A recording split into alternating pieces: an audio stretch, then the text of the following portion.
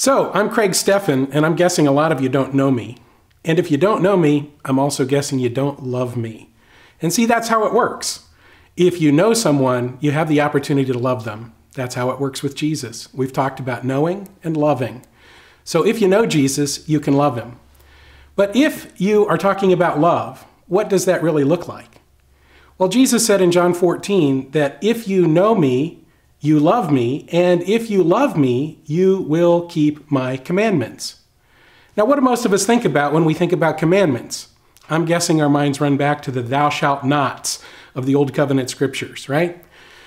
Those are the commandments, the great 10 commandments. But don't get me wrong here. I want you to understand that those commandments are really, really important. If you're going to be a true follower of Jesus, you need to pay attention to integrity, character, and morality. That's what those commandments are about.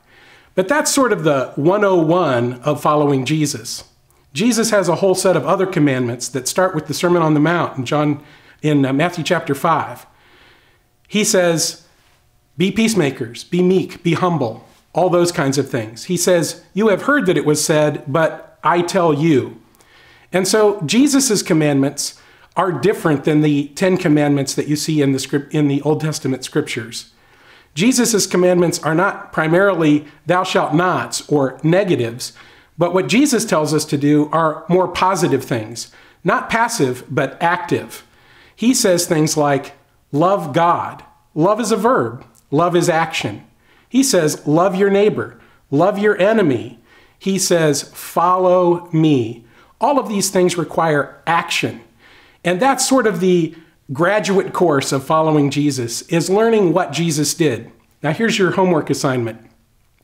Sit down on a rainy weekend and read through the 4 Gospels, Matthew, Mark, Luke, and John. 4 separate accounts by 4 separate people of the public life of Jesus. And I think what you'll find there is that almost all of what Jesus says is not thou shalt not, but do this.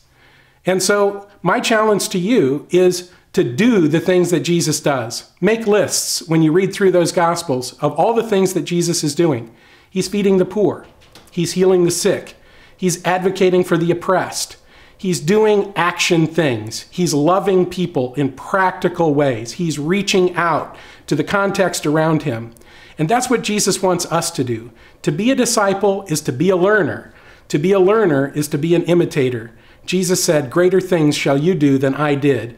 And I think what he's saying is people aren't better than their teacher. So we need to imitate Jesus, as the Apostle Paul said, be imitators of me as I am of Christ.